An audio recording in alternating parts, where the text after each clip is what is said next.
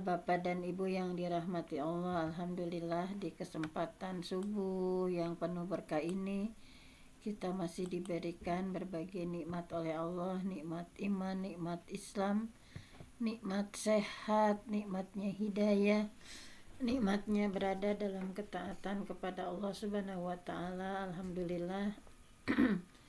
Hari Senin yang dengan penuh kesibukan ya, kita masih menyempatkan untuk mengkaji beberapa ayat.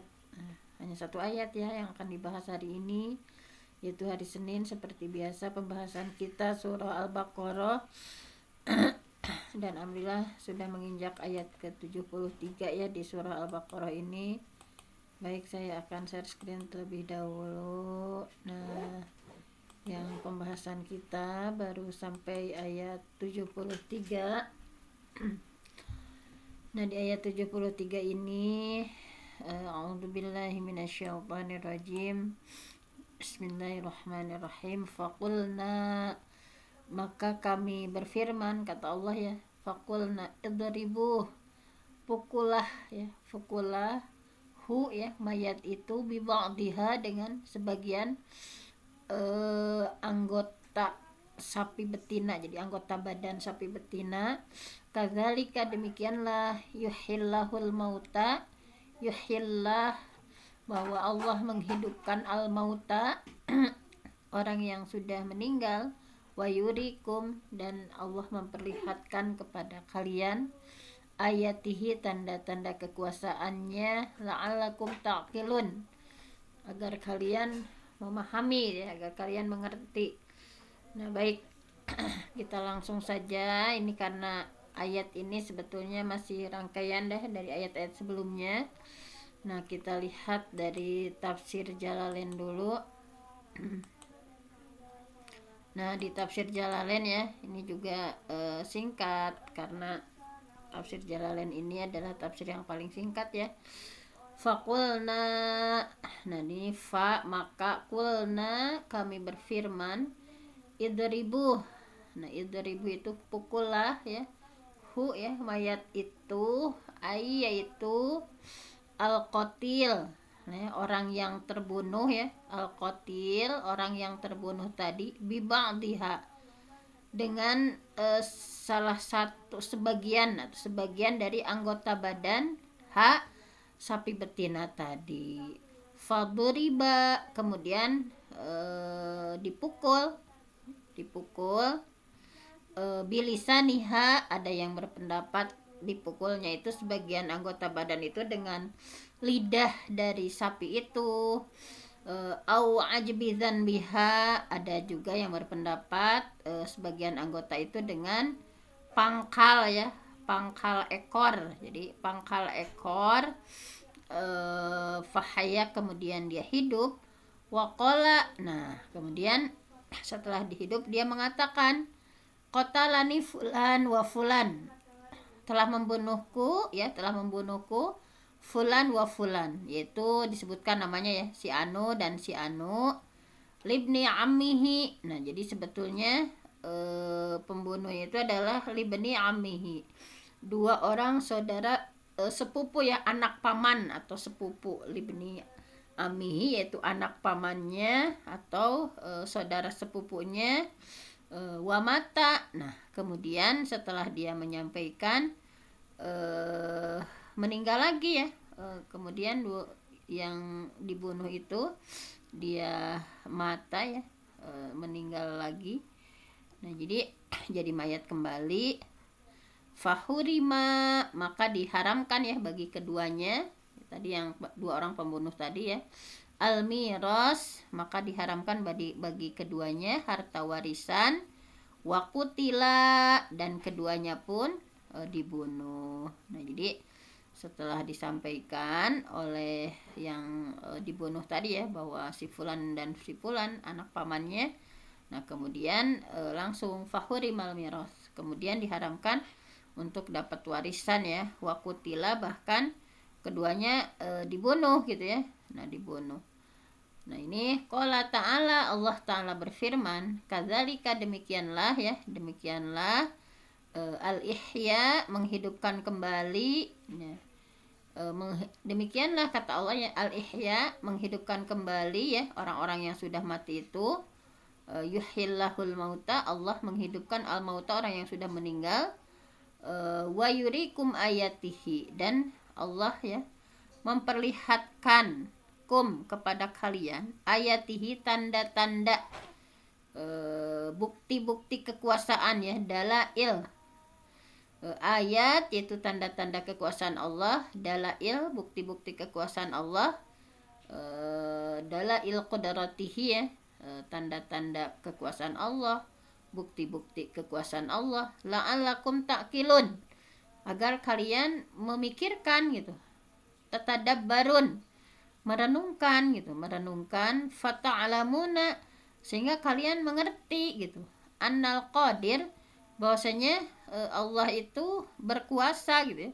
Jadi supaya kalian itu mengimani annal qadir, bahwasanya Allah itu berkuasa ala ihya nafsin wahidah, bahwa seharusnya kalian itu mengerti, mengimani Allah gitu, bahwa Allah itu kuasa, bahwa Allah itu qadir, Allah itu kuasa, ala ihya nafsin wahidah, menghidupkan seorang manusia yang sudah meninggal ya, berarti qadir ala ihya nufus kafiroh fatu'minun, berarti ketika Allah mampu, nah di sini ya, mampu menghidupkan seorang manusia yang sudah meninggal, tentu saja Allah juga sanggup menghidupkan berjuta-juta manusia lainnya gitu ya, ala ihya nufus kafiroh, menghidupkan berjuta-juta manusia, karena kan mereka itu tidak mengimani hari kebangkitan kan, kalau udah meninggal ya udah meninggal gitu ya.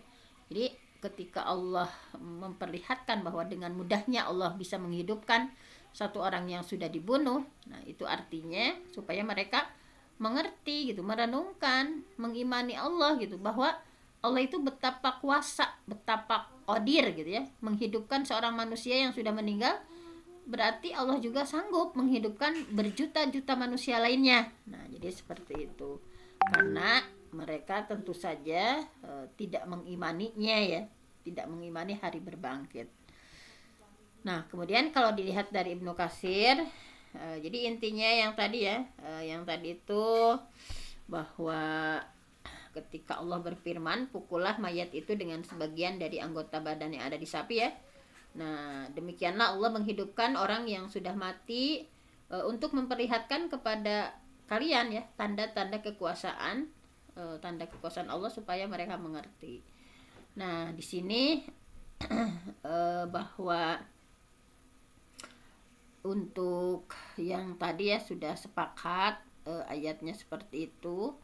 Nah, sekarang yang faqul nadribuhu bi ba'dihha. Fakul nadribuhu bi ba'dihha, lalu kami berfirman, idribuh, pukullah mayat itu bi ba'dihha, dengan sebagian anggota badan ya, sapi betina tadi. Nah, di sini untuk sebagian anggota yang disebut dalam ayat ini beda-beda nanti ya pendapatnya. Jadi sebagian anggota yang bi ba'dihha di sini adalah maksudnya adalah bagian dari anggota tubuh sapi yang sudah disembelih. Nah, mukjizat ini bisa terjadi ya melalui hal itu, dan akan timbul darinya ya setiap mukjizat itu kejadian yang aneh yang bertentangan dengan hukum alam gitu. Hukum alam kan nggak mungkin gitu ya.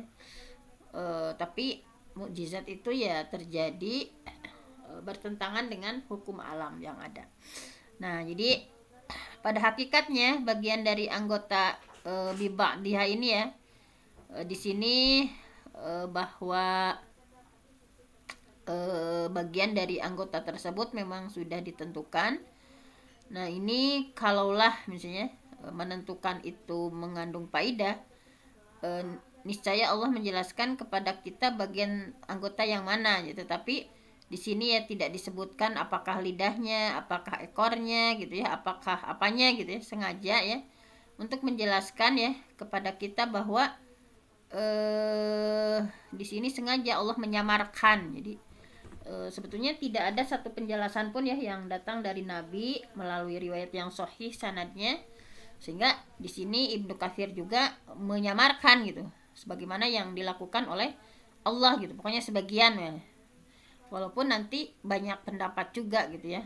Nah, di sini misalnya ada yang berpendapat kalau Mujahid dan Ikrimah ya, kalau dalam kitab Imam Al-Mawardi ya, bahwa maksud dari bibak diha, potongan tubuh sapi itu yang mana yang dipukulkan ke jenazah itu. Misalnya dalam Al-Mawardi merinci ya, kalau Mujahid dan Ikrimah berpendapat dengan pahanya.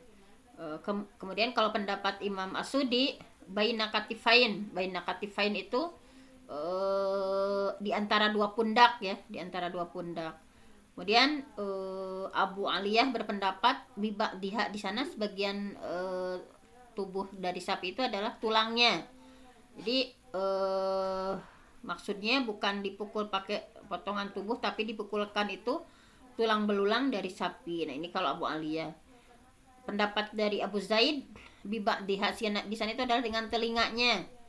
Kemudian Al-Faro ya menyebutkan ekornya, yaitu yang tidak akan termakan ya oleh tanah, yaitu adalah ekornya.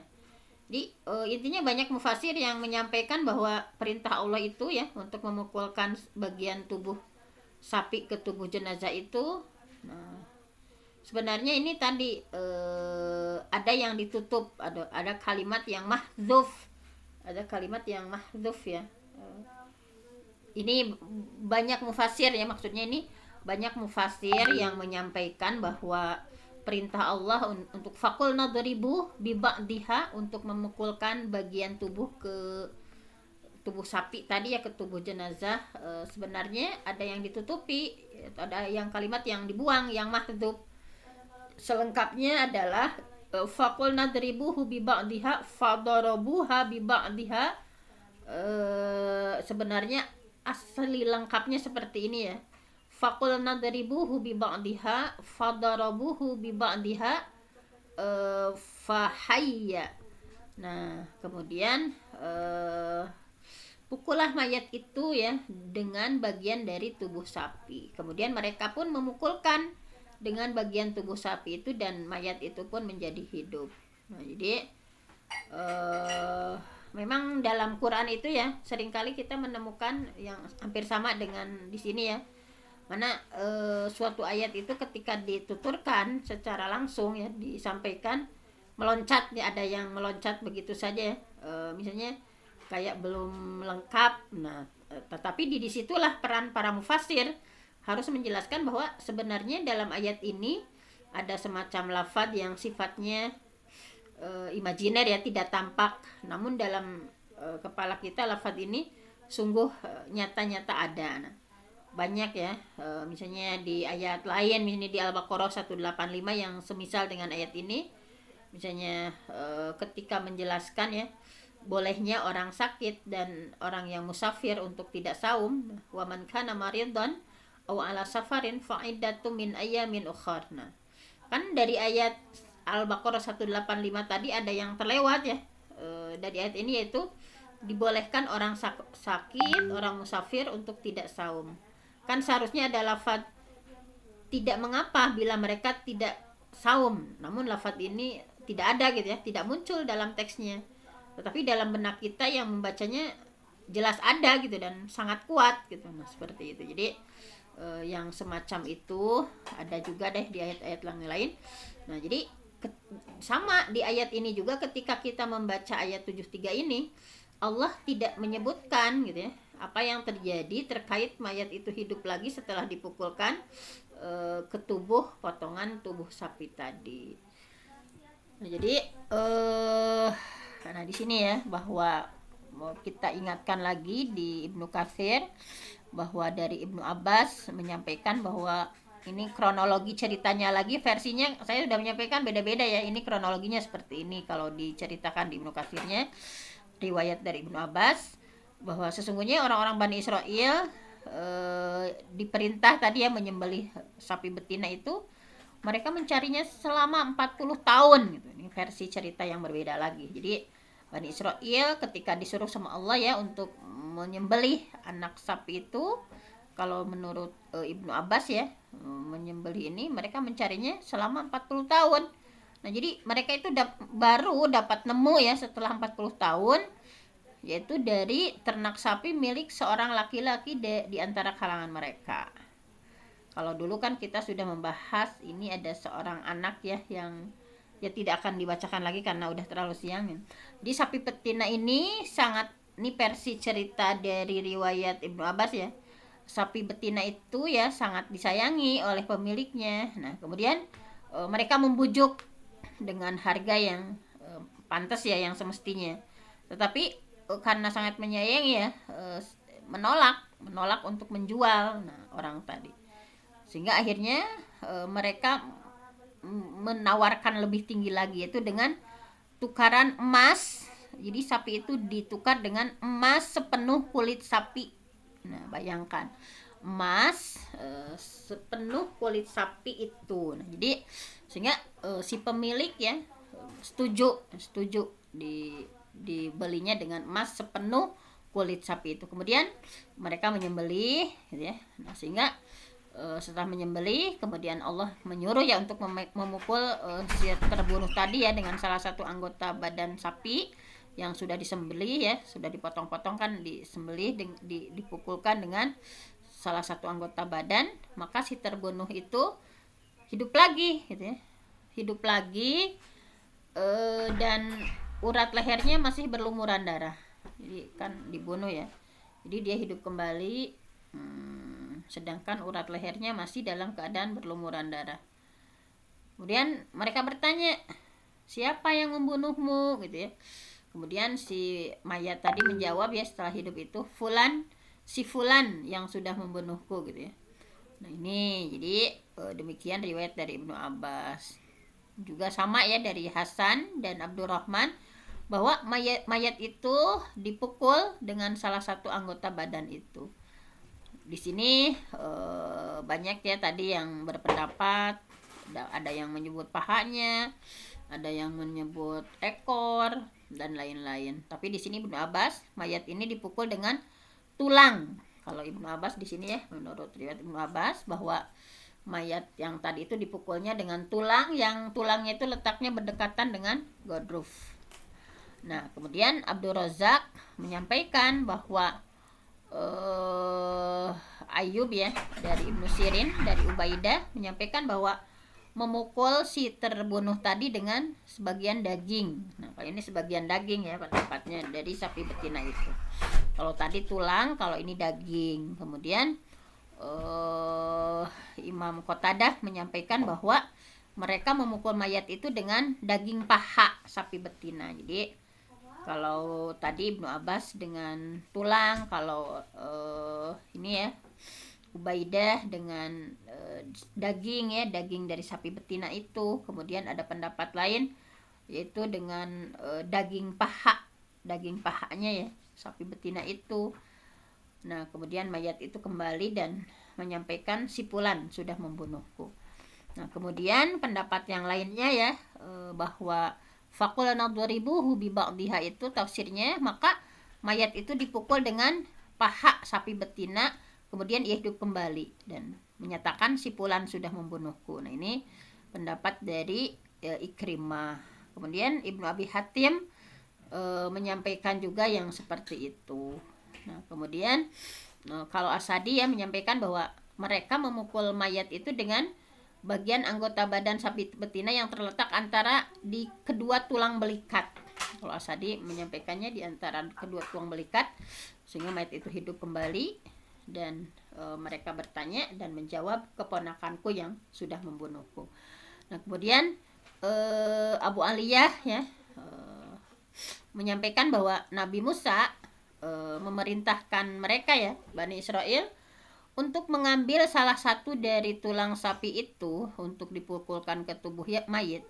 Maka mereka melakukan dan ternyata mayit itu dapat hidup kembali. Kemudian mayit itu menyampaikan nama ya orang yang membunuhnya, kemudian mati kembali seperti semula. Nah, ini riwayat dari Abu Aliyah. Kemudian kita lihat ya dari Zaid Ibnu Aslam menyampaikan bahwa mereka memukul fakulna dari bobi ba'diyah itu, mereka memukul dengan salah satu dari anggota tubuh ya, bagian pangkal paha. Nah, ini pendapat dari Abdurrahman bin Zaid bin Aslam bagian pangkal pahanya. Nah ini menurut pendapat lain dengan lidah ya, lidah sapi betina itu. Yang lain berpendapat dengan tadi ya, ajabi zanbin, ujung ekor gitu ya. Pokoknya macam-macam ya, menafsirkan bibak dia sebagian anggota tubuh itu yang mana gitu ya.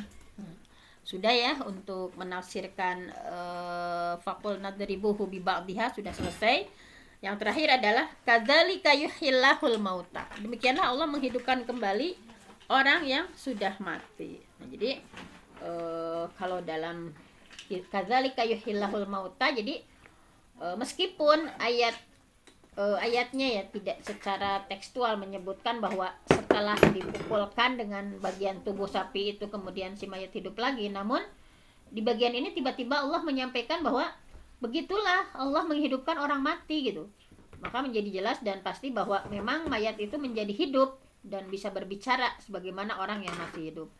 Nah, ini adalah mukjizat ya yang tidak bisa dilakukan oleh siapapun kecuali hanya merupakan kekuasaan dari Allah. Nah, oleh karena itu orang yang sudah meninggal ya tentu saja tidak ada cerita bisa hidup kembali ke dunia. Mereka sudah ada di alam barzakh ya, ada pembatas di mana orang-orang yang ada di alam barzakh tidak bisa kembali ke dunia gitu ya. Nggak bisa, nggak mungkin orang-orang yang sudah berada di alam barzakh kembali ke dunia, tetapi dalam hal ini adalah mukjizat. Nah, jadi di sini ya boleh jadi mereka diberikan kemudahan untuk mengetahui apa yang terjadi di dunia gitu, namun mereka tidak begitu saja bisa kembali ke alam dunia. Jadi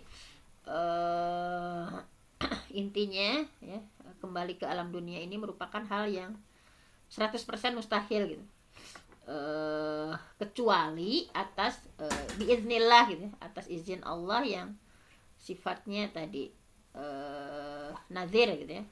Jadi satu-satunya kemungkinan memang hanya dengan biqudratillah, dengan kehendak Allah ya. Sebetulnya banyak juga kan kisah-kisah lain, misalnya di Al-Baqarah 56 ya, bahwa kita sudah pernah membahas di Al-Baqarah ayat 56 tentang kisah 70 orang Bani Israel yang dipilih oleh Nabi Musa ya untuk menemani beliau di Gunung Tursina selama 40 malam. Mereka kemudian minta sama Allah supaya bisa melihat wujud Allah sehingga mereka mati semuanya. Kemudian Nabi Musa berdoa meminta supaya muridnya itu dihidupkan kembali. Kemudian Allah mengabulkan ya permintaan Nabi Musa, yang 40 orang itu hidup kembali gitu ya. Tsumma ba'atsnakum min ba'di mautikum la'allakum tashkurun. Kemudian kami bangkitkan setelah kalian mati ya supaya kalian lebih bersyukur. Jadi dalam ini jadi hidup kembali itu hanya sesuatu yang mukjizat ya yang terjadi pada hal-hal tertentu. Misalnya di Al-Baqarah 243 juga ya. Di Al-Baqarah 243 bahwa penduduk suatu negeri ya dari kalangan Bani Israel menjadi korban bencana ya, wabah yang mematikan sehingga menyebabkan kematian massal. Nah, sebenarnya mereka sudah berusaha menyelamatkan diri gitu ya, mengungsi dari tempat tinggal mereka, namun ternyata kematian itu terus membayangi mereka. Tetapi dengan izin Allah mereka dihidupkan kembali setelah mereka sempat meninggal selama 7 atau 8 hari. Jadi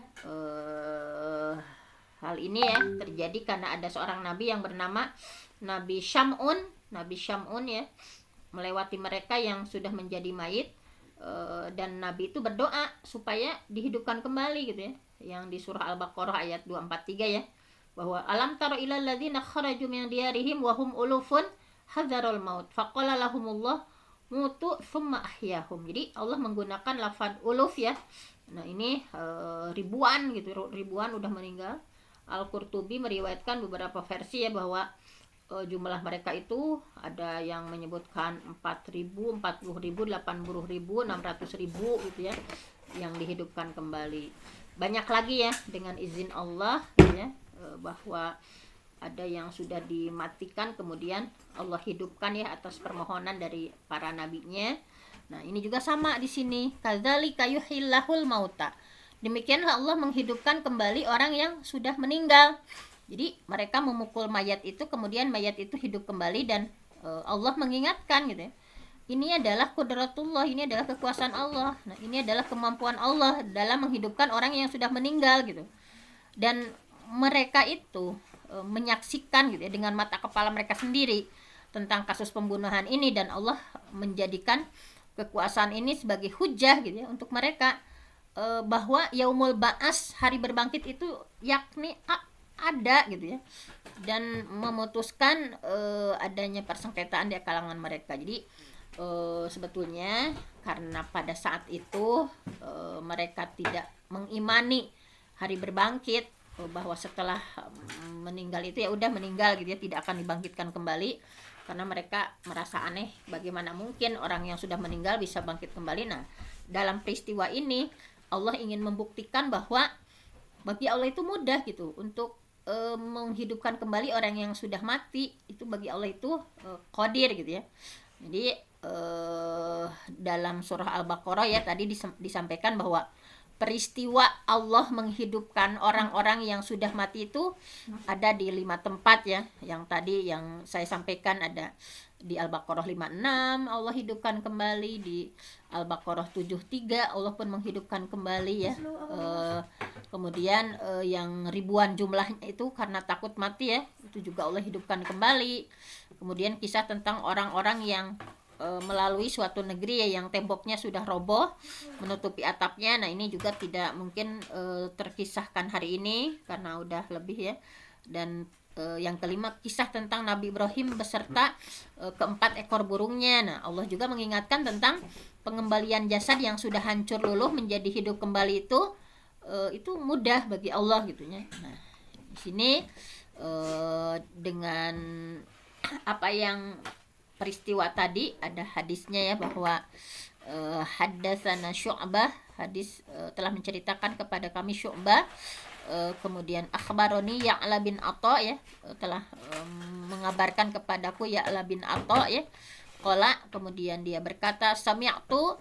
Nah, di sini ya bahwa aku mendengar ya, bahwa Waqi' bin Udus ya yuhaddisu an Abi Razin ya Al-Uqaili qala qultu ya Rasulullah. Nah, ini pernah bertanya ya, bahwa Abu Razin Al-Uqaili radhiyallahu an menyampaikan bahwa aku bertanya, wahai Rasulullah gitu ya, wahai Rasulullah, ya Rasulullah, wahai Rasulullah.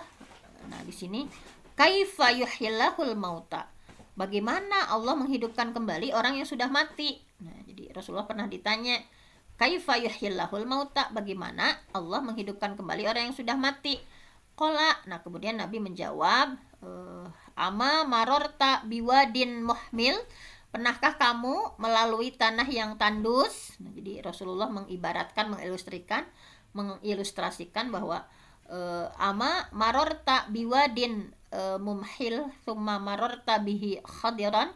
Nah, jadi pernah nggak kalian melalui tanah yang tandus, setelah itu kemudian kalian lalui lagi sudah menghijau gitu. Nah, jadi diibaratkan seperti itu, Allah menghidupkan yang mati itu. Pernah nggak kalian melalui sebuah tanah yang sudah tandus ya, kayak mati tandus, kemudian kalian lalui lagi, ternyata udah menghijau lagi gitu.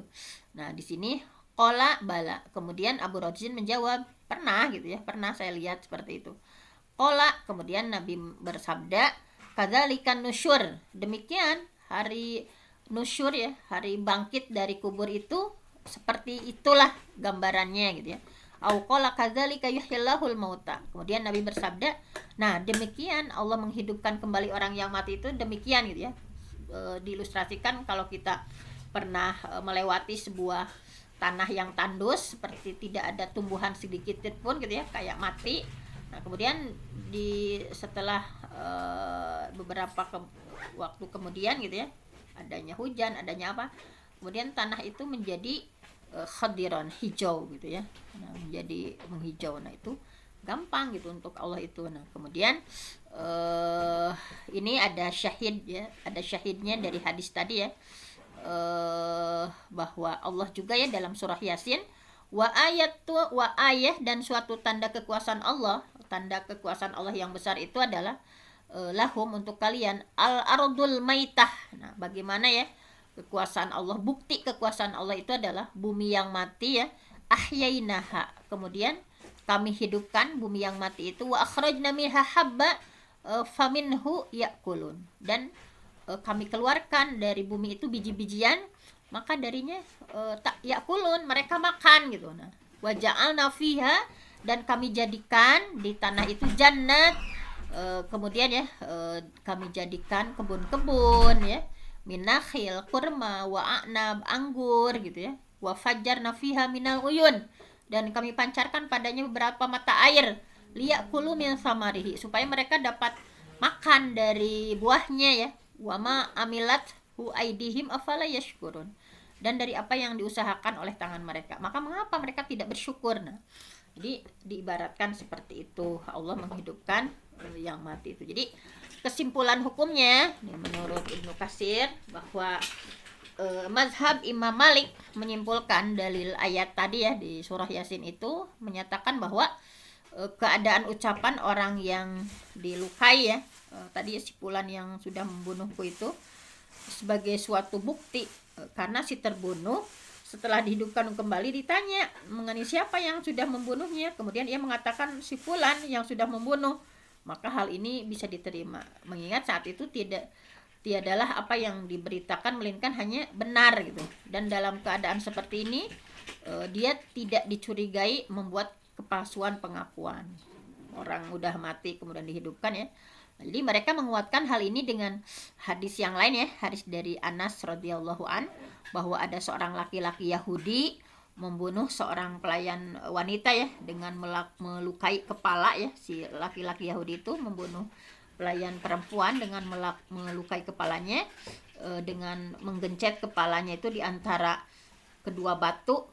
Nah, kemudian dikatakan kepada si pelayan tadi ya, perempuan tadi, siapa yang melakukan ini terhadapmu? Nah, apakah si fulan atau si fulan, misalnya apakah si anu atau si anu, sampai akhirnya si perempuan tadi ya menyebutkan nama seorang laki-laki Yahudi sebagai pelakunya. Kemudian si pelayan wanita tadi berisyarat ya dengan kepalanya, menganggukkan kepalanya. Kemudian si laki-laki Yahudi itu ditangkap dan diinterogasi sampai dia mengaku. Kemudian Rasulullah menyuruh supaya lelaki kepalanya si lelaki Yahudi itu tadi digencet dengan 2 buah batu sebagai hukum kisosnya. Nah, ini menurut Imam Malik ya, hukum kisos ini bisa dilakukan kalau hal tersebut dianggap sebagai bukti dan diperkuat oleh sumpah dari keluarga pihak si terbunuh. Tapi jumhur ulama berbeda pendapat dalam masalah ini. Mereka tidak menjadikan ucapan si terbunuh itu sebagai bukti. Nah, ini itu ya diantaranya di Ibnu Katsir. Aduh, udah lebih dari 12 ya, lebih 12.